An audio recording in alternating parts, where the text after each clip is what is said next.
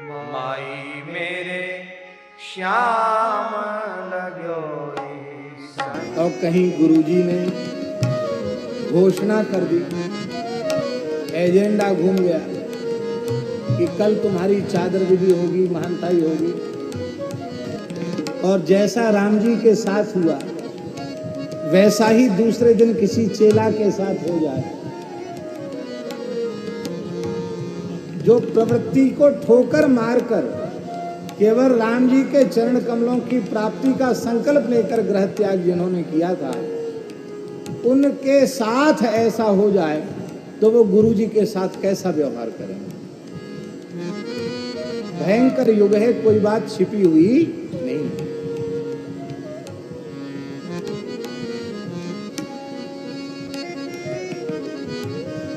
लेकिन धन्य है, धन्य है, धन्य है यदि श्री राम जी के आदर्श को हमने अपने जीवन में नहीं अपनाया तो हम सच्चे अर्थों में श्री रामदास कहलाने के अधिकारी नहीं। राम जी के चित्त में तनिक भी विकृति नहीं आई।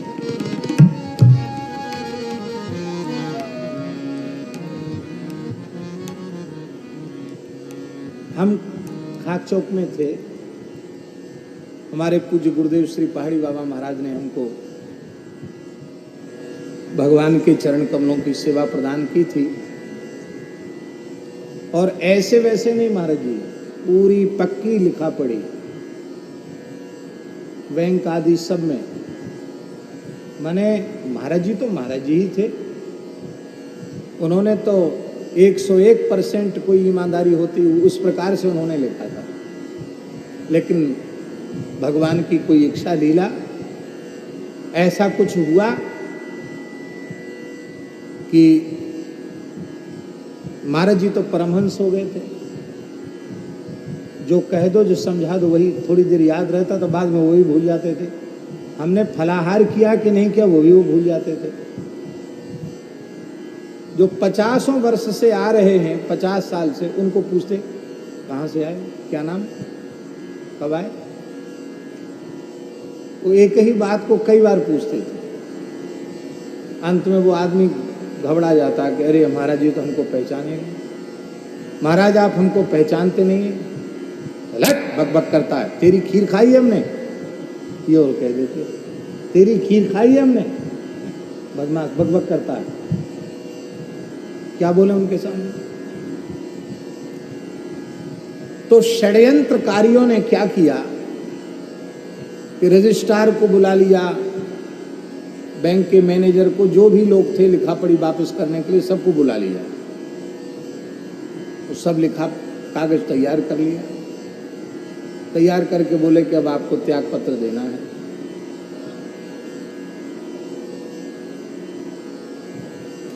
तो बैंक मैनेजर बड़े सज्जन थे, उन्होंने कहा, और रजिस्ट्रार थे, उन्होंने भी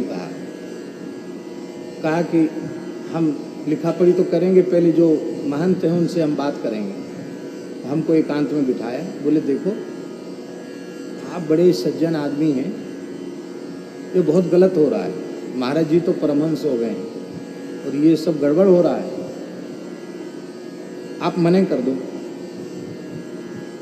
अभी कुछ नहीं बिगड़ा है, आप मने कर दो।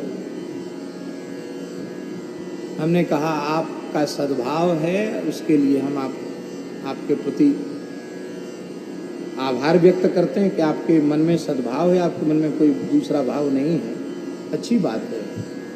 लेकिन सद्गुरु भगवान की आज्ञा से हम सेवा में आए और उनकी जब आज्ञा होगी तब हम प्रस्थान कर जाएंगे, क्योंकि हम यह भाव लेकर आए ही नहीं थे महाराज जी के चरणों में कि हमको अमुक व्यवस्था मिलेगी।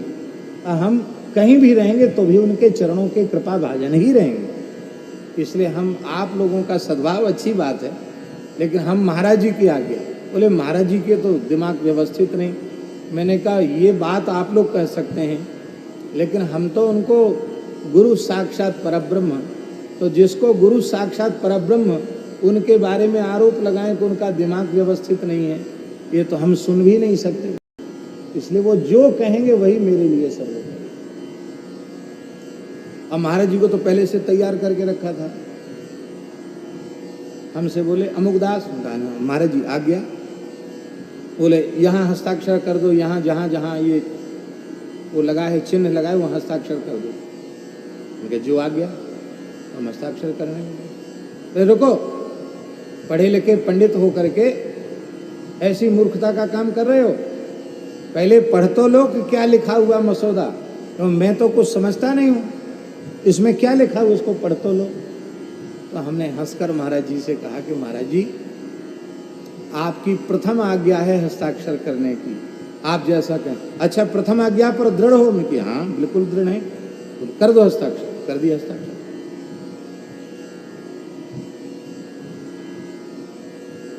और ये बात बिल्कुल सच्ची है कि यदि हम वहां से मलुक पीठ नहीं आते तो मलुक पीठ का जो स्वरूप भगवत कृपा से आज प्रकट है वो स्वरूप नहीं होता।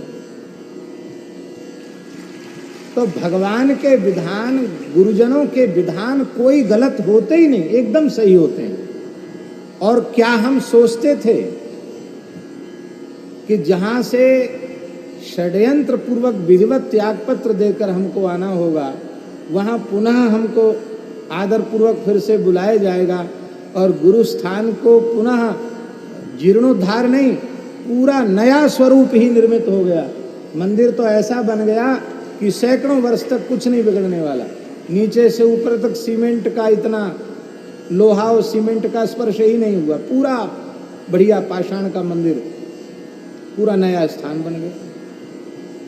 और हमारे गुरु भाई जो बड़े भजनानंदी संत हैं, महंत श्री रामावतार दास जी, उन्होंने अपने आप ही बुला करके कहा, भाई गुरु जी ने तो आपको ही दिया था, अब हमने जो कुछ किया सो किया, अब आप ही इसको संभालिए। मैंने बहुत प्रार्थना भी की, नहीं, अब हमारी आज्ञा का पालन करो, हमको थोड़ा भी मानते हो तो मेरी बात मानो।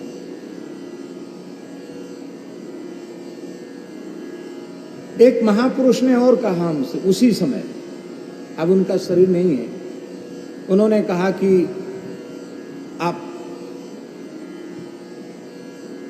खड़े हो जाओ विरुद्ध में, स्थान को बचाने के लिए न्यायालय में खड़े हो जाओ।